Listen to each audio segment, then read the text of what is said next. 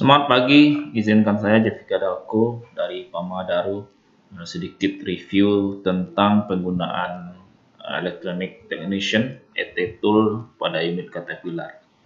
Kita dalam penggunaan ini kita menggunakan metode simulasi ya, karena tidak langsung ET Toolnya di-connect ke engine. Baik, setelah kita klik ET-nya nanti akan muncul seperti ini. Nah, kebetulan kalau kita ke unit langsung diklik aja yang bagian connect ini atau tekan F8 ya. Dia akan nyari ECM ya. Jadi kita harus connect dengan adaptornya dulu ya.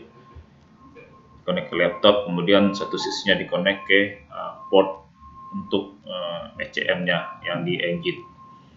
Nah, karena kita tidak ke unit, otomatis dia akan muncul error seperti ini ya, karena nggak ada koneksi ke ECM-nya. Kita pakai simulasi saja, jadi kita pakai trainer. Kebetulan kita ambil yang genset aja, yang C15. Nah, untuk prosedurnya, ketika kita connect adapter ke ECM, dia akan mencoba untuk mendetek ECM gitu ya. Nanti akan kedetek. Kebetulan di genset ini ada dua ECM-nya. Sebenarnya kalau di engine multiflow itu cuma satu ECM. Kita oke kan. Nah, ini adalah tampilan menu dari ET Tool. Nah, hal yang pertama kali kita lakukan adalah ngecek active code-nya ya, active code, active event ya, dan status flag-nya. Nah, saya ingin menjelaskan dulu tentang beberapa item menu yang ada di ET Tool ini. Yang pertama adalah status tool. Ya, jadi status tool ini adalah merupakan parameter yang ada di engine yang ingin kita ketahui gitu ya. Nah, sebenarnya untuk tampilan dari status tool kita bisa bikin sendiri gitu ya. Jadi kebetulan saya udah bikin yang custom status group ini, kita bikin untuk PPM pompa. Sebenarnya item ini menyesuaikan dengan sensor-sensor yang ada kepasang di engine Caterpillar sendiri. Ya, cara mau bikin grup baru ya gampang aja ya. Tinggal klik aja di sini 2 kali. Nah, nanti caranya apa sih yang mau kita masukin ke grup? Ya, misalkan kita masuk ini ya tinggal klik ini aja, klik 2 kali. Ya, apa yang kita inginkan gitu ya. Nah, kalau memang nggak mau dikeluarin dari grupnya, diklik 2 kali juga. Jadi seperti itu. Nah, create lah grupnya. Nah, kebetulan kita pakai punyanya yang sudah kita bikin, yaitu untuk pompa, itu standarisasinya. Jadi pada saat kita download, nanti tampilan hasil status toolnya akan seperti ini. Oke, kita lanjutkan. Jadi kalau untuk download, ini tinggal gampang aja ya. Ini adalah real simulasi pada saat gensetnya beroperasi. Kalau mau download, kita tekan file, terus print to file ya, nanti akan muncul seperti ini dan kita akan save sesuai dengan folder yang kita inginkan gitu ya. Ya, silahkan dibikin folder apa gitu ya. Nah, itu untuk status tool. Nah, di sini seperti yang hanya menampilkan nilai minimal dan maksimal, jadi nggak ada nilai standarnya. Untuk nilai standar parameter yang ppm ini, ya contohnya adalah engine oil pressure, itu kita bisa lihat di sub manualnya engine C27 atau di SIS-nya. Jadi dalam status tool ini hanya menampilkan nilai minimum, maksimal, dan nilai yang saat ini ya, yang dari saat ini. Oke, itu untuk status tool. Kita beranjak ke sebelahnya, yaitu adalah active diagnostic codes. Jadi adalah kode error yang masih aktif gitu ya. Kemudian ada log diagnosis code, jadi adalah kode error yang kesimpan seperti itu. Nah, terus kita lanjutkan lagi, ini ada namanya configuration tool atau F5. Nah, ini penting karena di configuration tool ini kita bisa menyeting ECM secara langsung. Oke, biasanya loadingnya agak lama ya. Nah, di konfigurasi tool kita bisa merubah kode nama ECM-nya. Kita bisa menonaktifkan beberapa sensor-sensor yang rasanya nggak perlu, bisa dari konfigurasi tool atau di F5 itu, atau pencet F5. Oke, selanjutnya kita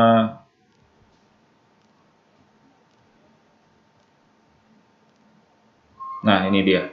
Ini adalah konfigurasi tool untuk parameter pembacaan ini bisa dirubah ya. Tinggal diklik 2 kali, misalkan kita masukin kode berapa, karena bawaan dari Multiflow itu baru kode Multiflow-nya ya. Kita masukin misalkan WP 001. Maka nanti akan berubah ya. Akan berubah jadi WP 001. Tujuannya apa? Biar nanti kalau kita download parameter ini dia langsung kebaca WP 001. Terus yang berikutnya ada rating ya, rating number. Ini saran saya jangan dirubah-rubah, karena ketika dia ratingnya dirubah jadi 2, ini akan berefek pada kenaikan parameter yang lain, dan bahayanya adalah ECM-nya bisa terkunci gitu ya, atau error. Ya, ini seperti itu ya. Jadi kalau di unit Multiflow biasanya ada yang untuk yang Kenzo atau Vismode itu throttle-nya di nonaktifkan seperti itu. Oke, kita beranjak ke sebelahnya, itu produk support, produk status report ya. Produk status report ini adalah resume atas ECM engine ini. Jadi kita centang semua aja. Jadi apa aja sih yang ada di status report ini? Ada summary ECM, yang semua diagnostic code yang pernah ada, terus aktif diagnostic code ya, dan lain-lain gitu ya. Kalau di engine C27 Multiflow itu cuma satu aja ya ECM-nya ya. Oke, secara downloadnya gampang, langsung klik report aja, dia akan continue loading data ECM-nya. Memang membutuhkan waktu sekitar 1 menit kurang lebih gitu ya. Ini kebetulan engine-nya kecil ya, C15, jadi cepat downloadnya. Nah, nanti equipment ID itu fungsinya di sini ya. Jadi kita tahu bahwa ini kode unit berapa, WP berapa. Nah, ini ada parameter-parameter yang ada di engine itu sendiri gitu ya. Banyak hal, ada kode error dan seterusnya. Jadi untuk memudahkan kita dalam tracing historical engine, kita bisa download status produk report ini ya. Di sini ada semua, ya. Mulai dari total view-nya berapa, terus total time-nya berapa, average view rate, best present engine load factor-nya juga ada di sini. Nah, ini adalah kode-kode dari ada description dari si engine itu sendiri ya. Terus yang penting adalah ini ya, ada kode injektornya. Jadi setiap injektor itu dia ada serial number-nya. Jadi kalau kita mau melakukan penggantian injektor itu wajib merubah serial number-nya. Ada dikasih kodenya ya, kode injektornya. Nanti dimasukin di biasanya setiap kita beli injektor baru harus ada CD-nya ya, untuk trim code namanya, istilahnya trim kodenya. Tujuannya adalah untuk sebagai identitas injektor yang baru ya. Jadi kalau kita nggak ganti trim code-nya akan berefek sedikit terhadap proses pembakarannya. Oke, itu untuk status produk status report. Kemudian kita beralih ke diagnostik ya. Jadi untuk engine C27 itu ada 3 diagnostik yang bisa kita lakukan ya. Yang pertama adalah injector solenoid test, cylinder cut out ya. Sorry, ada 2 ya, injector solenoid test dan cylinder cut out. Solenoid test ini kita lakukan pada saat kondisi engine-nya on saja ya, nggak running ya. Nah, tujuannya injektor solenoid test ini adalah kita untuk mengetahui kondisi solenoidnya itu masih bagus atau enggak gitu ya. Nah, caranya langsung aja kita start, nanti akan bunyi kayak cetek di masing-masing solenoid di injektor tadi. Kita memakai simulasi yang 8 silinder, sebenarnya kan unit kita 12 silinder. Nah, kalau dia ada non oke atau short, berarti ada masalah antara wiring dari ECM kita ke bank kiri atau bank kanan dan wiring yang masuk ke solenoid injektornya. Bisa jadi ada yang putus atau lepas konektornya. Nah, sebenarnya ini memudahkan kita dalam troubleshooting, sehingga ketika solenoid tes ini dilakuin, kita bisa melihat itu injektor nomor berapa saja, injektor silinder nomor berapa yang bermasalah. Jadi kita langsung fokus ke sumber masalahnya gitu ya. Seperti itu. Oke, kemudian ada diagnosis tes yang kedua, itu adalah silinder cutout. Nah, silinder cutout ini bertujuan untuk mematikan silinder gitu ya. Dan ini dilakukan pada saat engine running ya. Kalau di C27 kita sepakati di RPM 1000 dengan temperatur coolant minimal itu 85 derajat Celcius. Tujuannya apa? Jadi kita pengen lihat ketika kita lakukan pengecekan itu fuel positionnya di area mana gitu ya. Jadi banyak metode yang bisa kita lakuin, bisa matikan satu-satu atau beberapa silinder sekaligus gitu ya. Sebenarnya kalau kita pengen troubleshooting, misalkan exhaust temperaturnya bermasalah, silinder cutout ini merupakan salah satu cara yang paling mudah dan akurat untuk menentukan pembakaran, karena kita bisa mematikan pembakaran yang di silinder tersebut. Kebetulan di engine C27 ada 2 band ya, LA-RH, dan ada 2 muffler. Jadi kalau seandainya ada salah satu muffler yang black smoke, maka kita akan gampang. Contohnya ketika RH banknya yang black smoke, maka kita akan fokus pengecekan di silinder kanan saja gitu.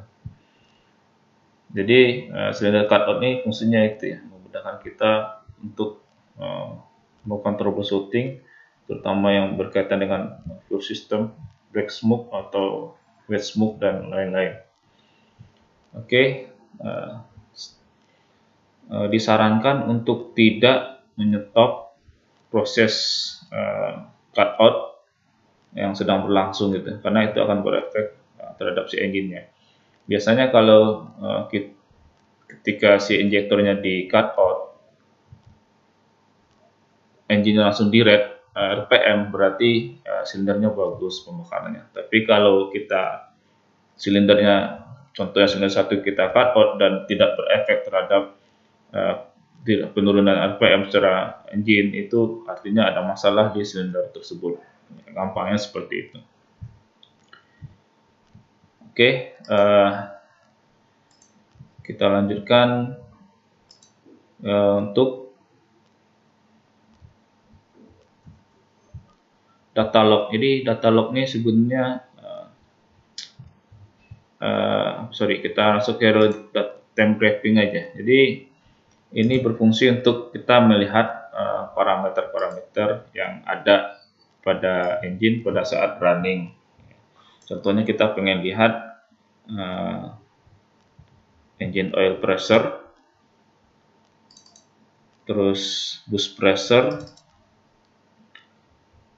dan engine RPM, engine speed, terus fuel pressure, engine load,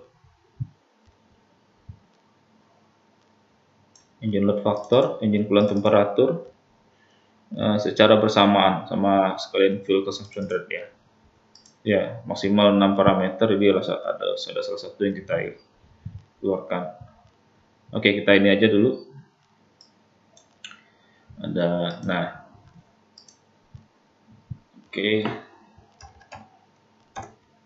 Nah, setelah kita oke kan, maka akan muncul seperti ini grafik. Sebenarnya ini memudahkan kita dalam proses analisa troubleshooting ya. Jadi kita lihat parameternya ketika ada pembebanan atau kenaikan RPM, itu diikuti dengan load, diikuti dengan temperatur, dan fuel process serta fuel consumption rate. Nah, untuk nyeting grafiknya biar nggak cepat itu di sini, di setting. Jadi kita pengennya berapa detik ya? 120 detik. Ya, ini bisa dilambatkan ya. Nah, seperti ini. Dia akan lebih smooth. Nah, dan ini bisa di-save ya untuk grafiknya. Jadi, grafik ini bertujuan kita dalam memudahkan proses monitoring, terutama untuk troubleshooting dengan parameter-parameter yang ada. Oke, mungkin untuk selanjutnya adalah monitoring system. Nah, ini juga penting ya. Jadi kalau engine Caterpillar C27 itu dia engine high coolant temperatur. Ini ya di setting